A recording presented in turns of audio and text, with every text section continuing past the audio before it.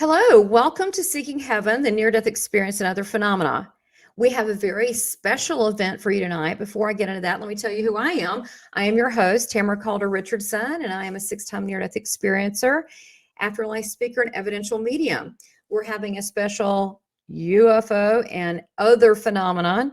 That would be, not only do we cover afterlife communications, but as far as ET communications, not just abductions, but actually interacting with other dimensional planes.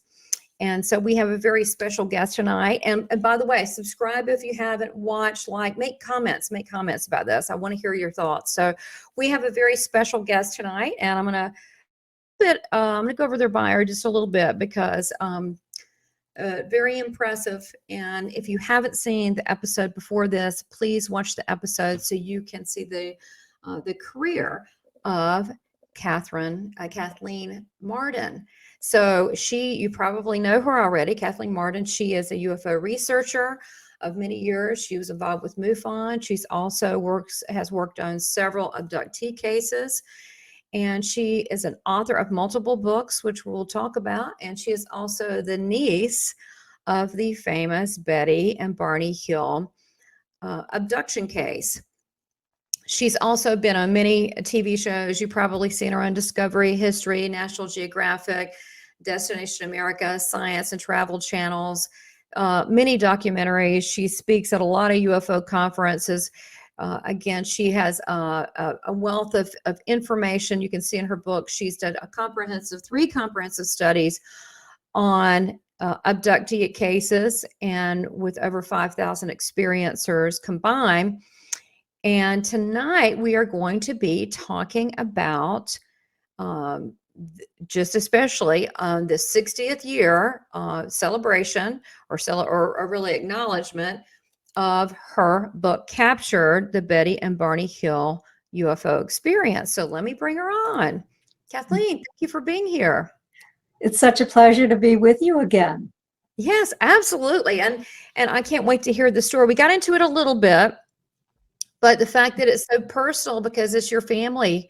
This is your aunt and your uncle. And I want to put this one, there's a picture here I just think is so adorable because they just look like young kids having fun. Where's the one where he's throwing around and she's tickled, and it's just so cute that you realize, wow, these were real people. They certainly were. And they great love for one another too, you can tell. They did, and they were special people as well. They were actively involved in human rights and civil rights. So they did a lot for their community, for their state, and beyond. Wow. Well, they're way ahead of their time. And look how cute they look there. I mean, they probably, are in their 20s? No, actually, she was about 40 at that time. She looks great. Are you serious? Wow. I'm serious. She was about 40, and he was a couple of years younger, so he was about 38. Wow. And there's some more pictures of them. And then, of course, this is the one of they look a little serious and they're older there. So let me get one where they're smiling. I like the one with the dog. This is cute where he's showing the drawing. They look like they're having a good time. They look like they laughed a lot. What were they like? Oh, gosh, we did laugh a lot. Betty and Barney came from different places. She grew up on a farm in New Hampshire. He was born and raised in Newport News, Virginia. And as a Black man back then, of course, we had segregation. So he was exposed to being treated as if he were somehow inferior to the white people. But he was a man with an IQ of 140. Wow. He was a gentleman, highly intelligent, very compassionate, and had a lot of charisma as well. He looks like he does. So was he funny? He was very, very funny. Yes. And so was Betty. She grew up on a farm in New Hampshire. She was the oldest of 5 children. And she excelled in school. In fact, by the time she was in the 8th grade in the one-room schoolhouse, she was teaching the younger students as the teacher's assistant, and went on to Sanborn Seminary, which was just the private high school, the only high school available in those days, and when I was a child too. And then to the University of New Hampshire, where she studied social work and became a top-notch social worker in the state of New Hampshire. She worked in child welfare and adoption, and she went on to become a supervisor for the state. They were both actively involved in the civil rights movement, and this is why they were attracted to one another as friends initially, because of their similar interests and goals, and had never anticipated falling in love, but they did. Yeah, who does? Well, so did they meet like just with the civil rights, or where did they meet? Well, Betty was in Hampton Beach working summers. This is before she had her job as a social worker. She was still in college, working summers as a waitress. And Barney was in Hampton Beach, at Hampton Beach, vacationing. Now, she owned an apartment building. She had already been married and divorced, and she kept an apartment for vacationers, for short-term use. And she mentioned to Barney, after they had struck up a conversation, that if he came up again, she would rent an apartment to him on a short-term basis. Okay. And he apparently did take her up on her offer. Oh my gosh, that's what happened. It was just so at this point they're what, young kids or in their 20s, or when she met it? They were Or were they older, in 30s? in their early to mid 30s. Oh, okay. Okay. Isn't that it? Yeah, you never know with life who you're going to meet. So they look like they have a great relationship. So how did you, I mean, I guess they showed up at holidays, or did you get together with them? What were they like to, as a couple? Well, we were a very close-knit farm family. And I lived across the street from my grandparents, who were Betty's parents. And we saw Betty and Barney at least once a week when I was growing up, and sometimes twice a week. Oh, wow. So you were a close-knit family. We were. Yes. So this story hit. It must have been, I mean, gosh, how do you deal with that if you're that close to a family? It's not like so, I mean, if your mom was probably really close to her sister then. My mother was, and my mother had her own UFO experience before Betty and Barney had one, when she was returning home from a grocery shopping trip on a Friday night. She always went on Friday night, and my father stayed home with us, and she would arrive home at a certain time. Well, on her way home, she had a close encounter with a very large UFO that was hovering over a field with smaller craft flying around it. She stopped the car, ran to a house, and the people who lived in the house went out and observed that craft as well. So I didn't even know this until September 20th, 1961, when Betty phoned my mother, and they were having a conversation, and my mother told me that she had had a UFO sighting earlier. So it was just something that I guess the family didn't talk about, because I had certainly never heard of this.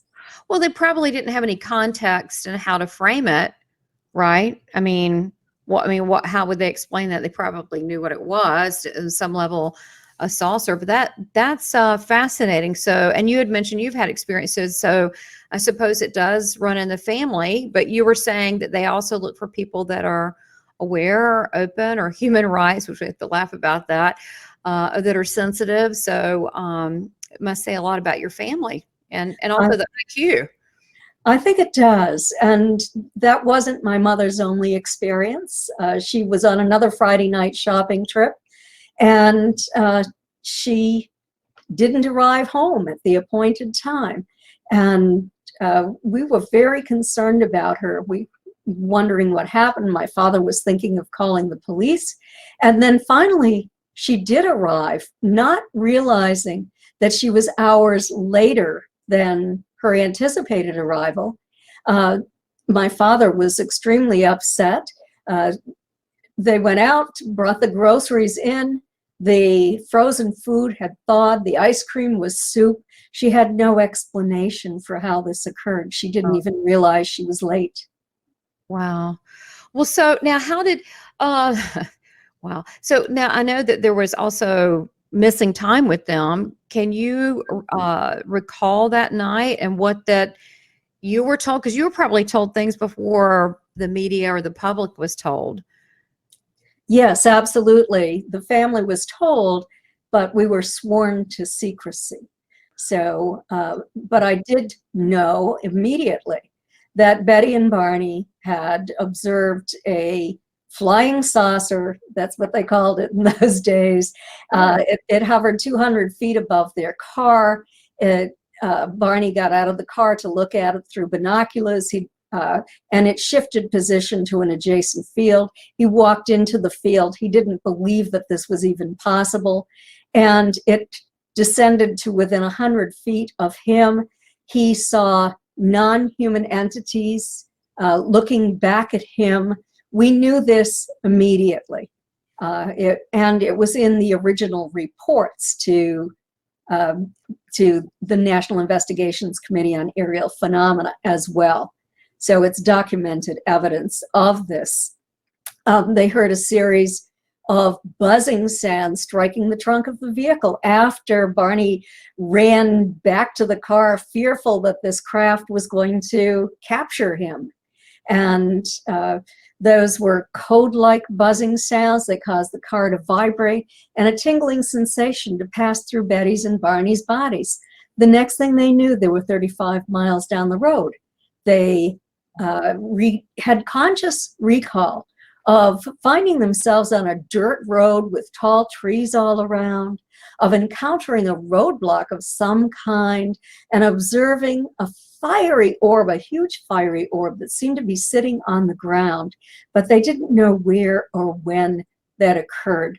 There was also physical evidence that I saw, the watches that had stopped running that night after when they had that experience and never ran again. The deep scrapes on the toes of Barney's shoes. He had to buy new shoes. The tears in Betty's dress. The shiny spots on the trunk of the vehicle that were all about the size of concentric circles, maybe the size of silver dollars or half dollars. And these dots were magnetized, excuse me. Okay, so magnets can stick to it. Yes, so it was magnetic. And so all of that was perplexing evidence. And I was very interested in all of it. So whatever happened today, is the car still in existence with the round $50 shape on it? Is it still in existence? Is it archived? You know, I have been asked that question so many times. Oh, well, sorry, it's not original. But I have to say, for any antique car enthusiasts, we don't know what happened to that car. My guess is that it ended up in a junk pile somewhere. Betty and Barney sold it to Betty's adopted daughter, who was married to an Air Force man. They took it when they were stationed at another base, and then they sold it. They traded it in for another car. We don't know what happened to it after that, but people who've tried to trace it have not been able to find it. Okay, I got it. I was just curious about, if there's any property still, involved with that car. So I'm sure that people have asked that. When Betty and Barney returned home, the first thing that Barney wanted to do was to sit down in separate rooms and to sketch what they remembered.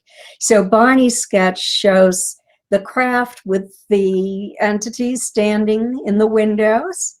Yeah, when it was about 100 feet above him, as he was standing in a field looking at this through binoculars. Betty was seated in the car, and they immediately knew that they were somehow not human.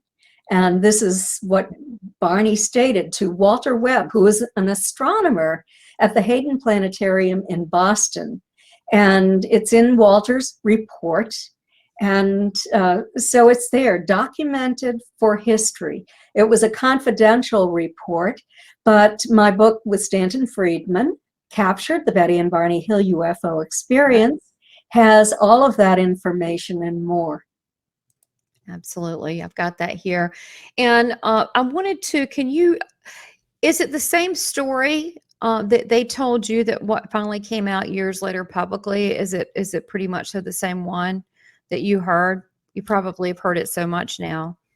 Well, the public story is somewhat different than the story that I know. And when I started my research, I really wanted to separate fact from fiction in this case, because I was hearing on television shows what I thought was inconsistent with my memory. But I know that memories can change over time. They can be altered. So I wondered if it was me or if it was an intention to distort the information regarding that case. And this is why I began my research. And what I ended up discovering is the story that went to the public is not the true story of what happened. It was filled with speculation, not the original story. Betty and Barney remembered almost everything. Certainly before they heard those buzzing sounds, they had sort of vague memories of what I've already told you about the dirt road and the roadblock and etc. And then they had conscious recall of when they heard that second series of buzzing sounds that returned them to full consciousness. So the evidence is documented. What they remembered is documented in the original investigators' files. But I suppose when the first book was written about their case, and when the movie, made-for-television movie starring James Earl Jones and Estelle Parsons was produced in 1975 as a made-for-television movie, it was altered. So, and I think it was to protect the population so that there wouldn't be public hysteria. It gave the public reasonable doubt, so they could have all sorts of excuses for how this might have happened. That's not the facts that I know. Yeah. Okay. That makes sense. And that's the truth is the truth. And again, like you said, with his, the car and then the dress and the shoes. So there was actual physical evidence. And what about the drawing here? Is this his drawing too? That is the sketch that Barney drew when he arrived home. Okay.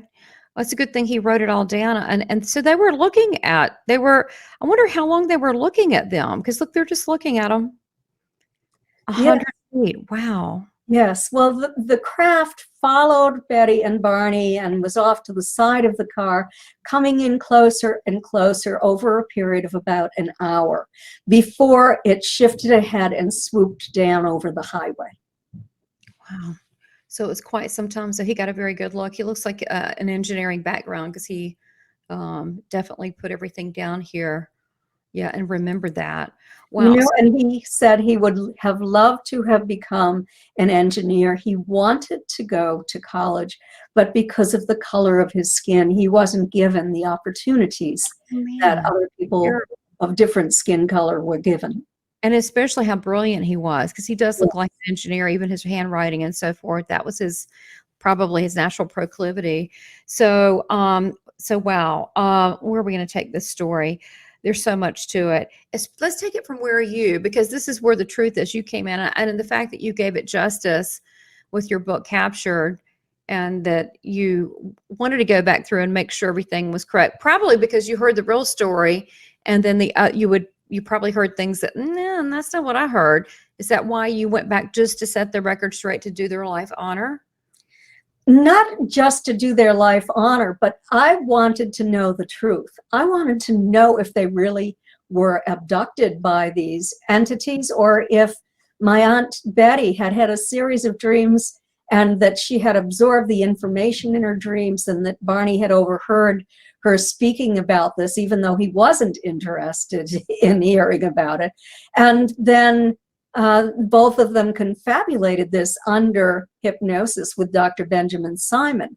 So I did a comparative analysis of their statements vis-a-vis the information in Betty's written dreams.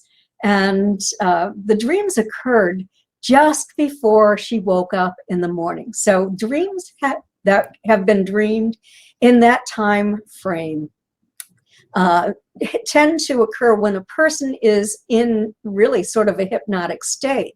So they can remember what occurred, and that's what Betty's dreams were. She remembered a lot of it. But then sandwiched in between her conscious recall was this abduction. And the abduction in her dreams was carried out by very human-looking men. They looked Southern European. They had Jimmy Durante noses, normal human eyes. They were wearing blue caps and blue uniforms, like cadet uniforms. That's not what Betty and Barney remembered under hypnosis.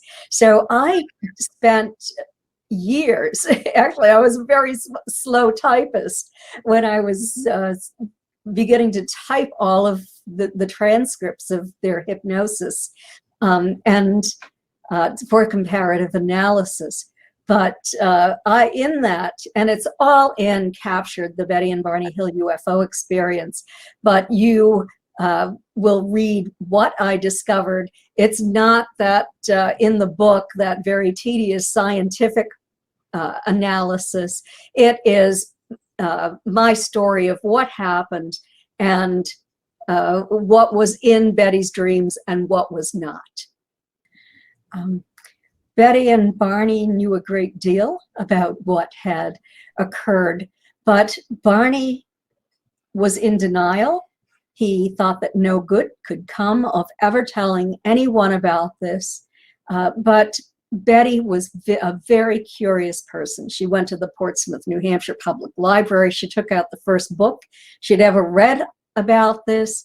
The National Investigation Committee on Aerial Phenomena's address was in that book.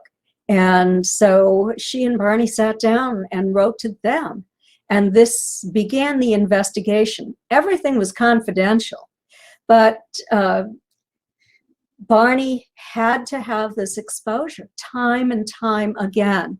And he was the one who had the conscious, continuous recall of observing these non-human entities through binoculars as he was looking up at the craft. And this was extraordinarily emotionally difficult for him. Barney developed trauma. He is the individual who had conscious, continuous recall of observing non-human entities looking down at him. He's the one who felt that he was going to be captured. And he's the one who didn't believe this was possible. He was having cognitive dissonance, and then he realized it was real. And he ended up developing bleeding ulcers, high blood pressure. He had to take a 3-month leave of absence from his job. Betty was the person who was just very, very curious. She wouldn't leave it alone. She wanted the answers. She was looking for those answers. And so the two of them were kind of conflicting against one another. Barney wanted to forget. Betty wanted to learn as much as possible. And because of Barney's physiological condition that wouldn't recede with traditional medical treatment, he was referred to Dr. Benjamin Simon. Dr. Simon became famous when he developed a special technique to treat people with symptoms like Barney had, or even worse. He developed this technique and worked with individuals who were returning from the front during World War II, who had psychogenically induced physiological symptoms. It was called conversion hysteria. He was a colonel in the Army at the time, and when he developed this technique, and it was so successful that the movie Let There Be Light was made about him. It was a John Huston movie, and you can actually find that on YouTube and see Dr. Simon. He was the head of psychiatric associations. He was in Who's Who in America, and he had an outstanding reputation. So Barney was referred to the best person to treat the symptoms that he was having. Betty went with him, and she just wanted to know if her dreams were real. And so Dr. Simon took Barney on as a patient, but said that he would hypnotize Betty too. He took them separately, and he reinstated amnesia at the end of each session, so they couldn't share information because they couldn't remember it. And his treatment of Barney was very successful, but he took them through that trip that they took from the day that Barney started thinking about surprising Betty with that trip. And incidentally, I want to say I feel a little responsible for that, because I had been to Niagara Falls that summer and was showing Betty and Barney the photographs during one of their weekly visits to my childhood home. And Barney said to Betty, "Have you been to Niagara Falls?" She said she hadn't. And he said that he might want to take her there sometime then. And he surprised her with this trip. She had a week's vacation from her job as a social worker for the state of New Hampshire. And that's what began all of it. And, you know, they had a great time, but then they ended up with this huge problem for Barney, much more so than with Betty. And fortunately, Dr. Simon saw both of them and reinstated amnesia, because that gave me the ability to transcribe their hypnosis tapes for comparative analysis. I compared their language. I compared their descriptive details and their statements under hypnosis, including those statements pertaining to the part that for which they had amnesia, the abduction itself. And the abduction tapes explained how Barney's shoes were so deeply scraped that he had to buy new ones, how Betty's dress was torn, the physical examinations they did, the additional information, and it's all in my book with Stanton Friedman, Captured: The Betty and Barney Hill UFO Experience, published for the first time in 2007, but updated by me in just now. And so just published, just released in April of this year. Lots of new information. And I also wrote on Stanton Friedman, who unfortunately is no longer with us. He had a heart attack when he was returning home from a trip where he spoke to an audience in Ohio in 2019. He had hoped to live to be 90, but unfortunately he only lived to be 85 years old. Wow. So I miss him. We worked together for a period of 14 years. He had a terrific sense of humor. He was a nuclear physicist, and he was brilliant. I really enjoyed his company, and we worked very well together. Our reasoning was very similar, and that's what we liked most about one another. Well, you can tell that there's so much love and respect. And I mean, he is known in the field as far as being one of the first UFO researchers and a brilliant man. So it's sad with his passing, but look at the legacy he left. Now, I wanted to mention this. This is a model that he's holding up. This is a younger Stanton Friedman.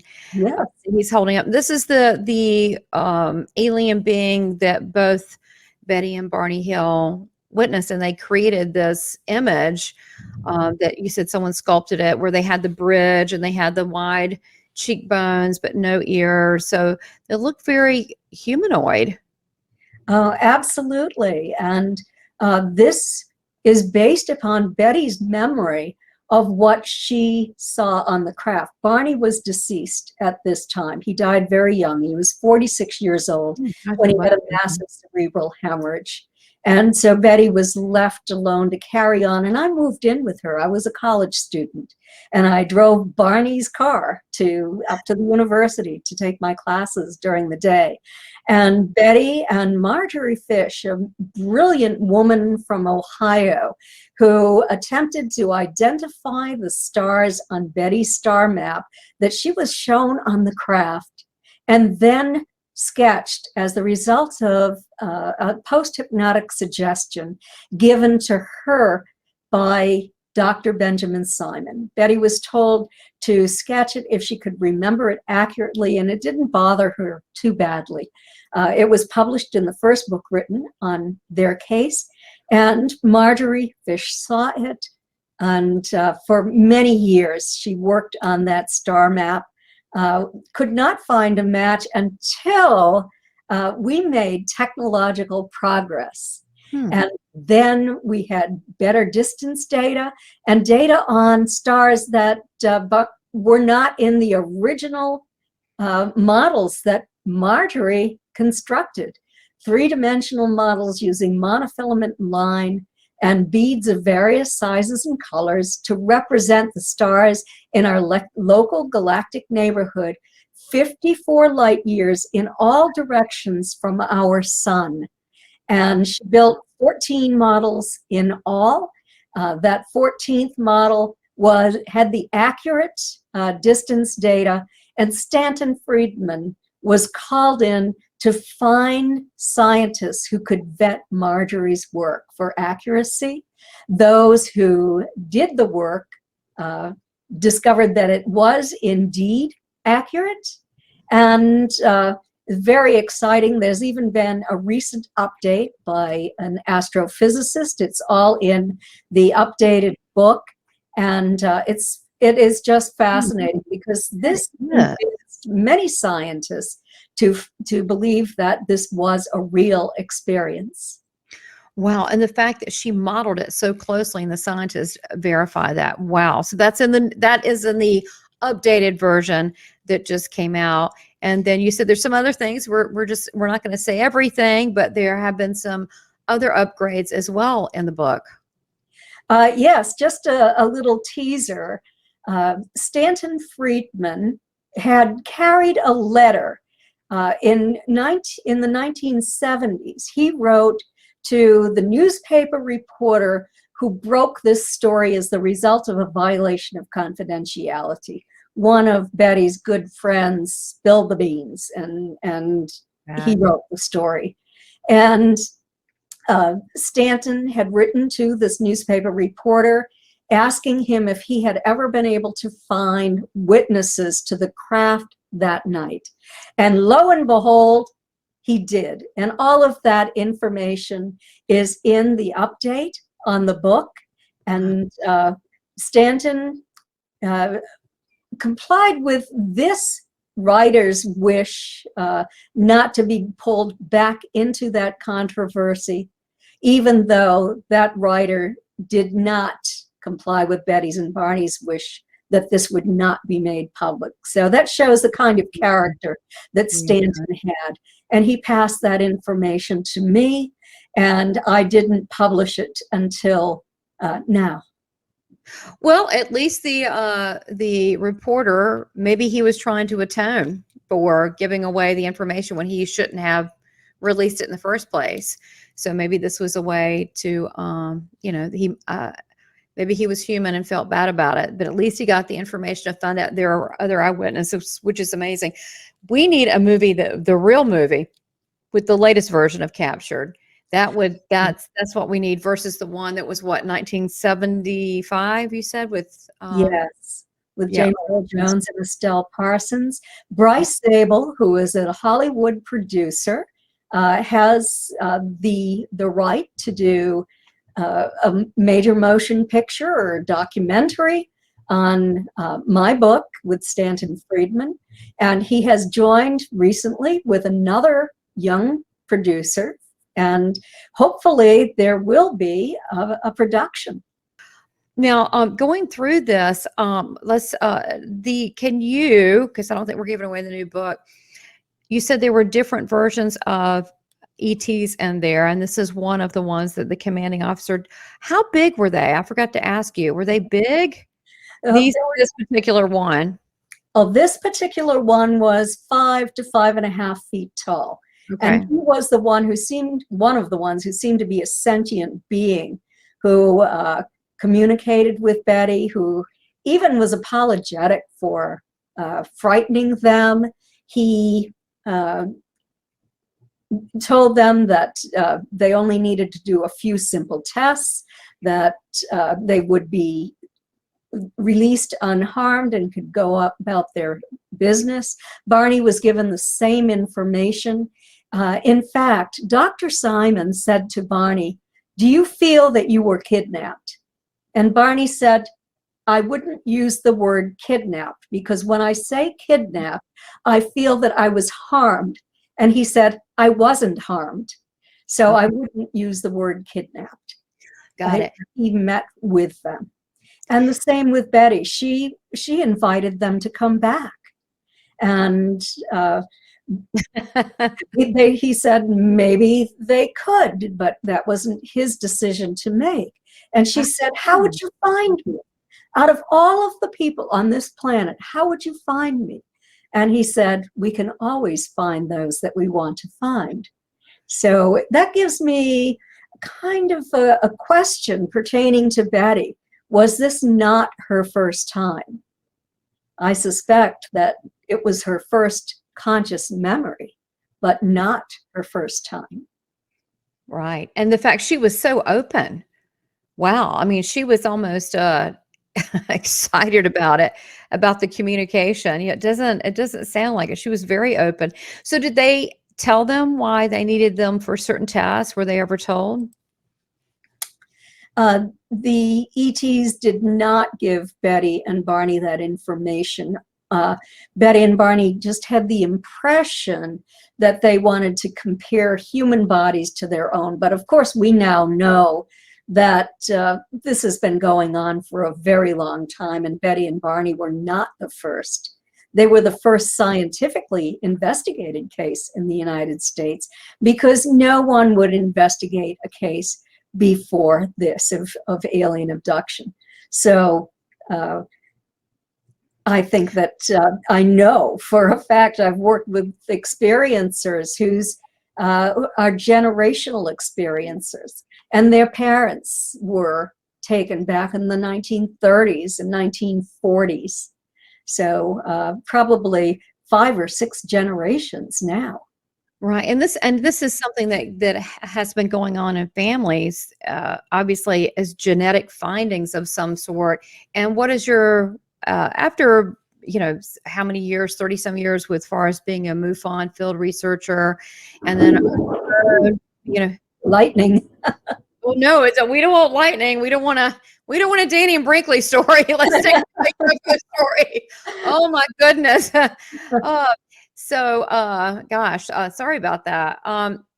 But what is your thoughts after many years with actually with hypnosis, with abductees, with your own personal experience? Why the experiments? What are they trying to find? Well, I want to go upon what they have told experiencers in general. Okay. The 3 commonality studies that I have worked on with more than 5,000 experiencers had open-ended questions. And the experiencers indicated that they had been given information. The information pertains to their concern about the human race and our survival. They came back and stayed during the 20th century because we had developed nuclear weapons. Back in the 1950s, they were telling an individual who communicated with a naval rear admiral and the CIA, the military. This information went to President Eisenhower, and they were saying that the use of atomic weapons, those explosions cause collapses along the magnetic fault lines. It disrupts the magnetic fault lines here. And not only that, it bleeds into the other dimensions. And so not only are we impacting humans in our dimension, but other dimensions as well. We're causing destruction. They are very concerned about that. They also concerned about our planet. They have been giving an environmental message since the mid-1950s, and they are attempting to upgrade us so that we will become more mature, so that we will become more spiritual, to raise our vibrational level so that we will not destroy this planet. And part of what they have been doing is collecting DNA from plants and animals all over this planet, including humans, and doing experiments, and sometimes just sort of being like Noah's Ark. So they were right to pick them out, both human rights, civil rights people, because they do care about humanity. That is so fascinating. Well, now I want to tell them your book, so they can go to Amazon to get your book. They can go to Amazon, well, they can go to any online bookstore or physical bookstore. It's professionally published. You can go to my website at kathleen-marden.com to order an autographed copy of that book, and it will have both Stanton's and my own signature. Are you serious? Okay, I'm going to do that because I was going to actually ask you. I've got the Kindle version, but I wanted to ask you if I could do that. So that's what I'm going to do, so I can have that as well. So really, he autographed all these books that are so, oh, bless him. That's wonderful. That's special. So, and also tell people that if they want to get a hold of you with private consulting or hypnosis, which you would need to see them in person, but that still could be arranged, is that just go to the website as well. And I've got it below. You can also arrange that. And I believe your email is there. They can ask you how that works if they need to. Yes, they can write to me via my website. I have a write-up on the website now about hypnosis, the techniques that I use, and I can also send you additional information specifically about what I do that isn't posted online. Perfect. That's perfect. So you can always email as well to get that information. Well, you have been a joy, and the fact that what a rich history, and that your family is sounds really special and a lot of fun.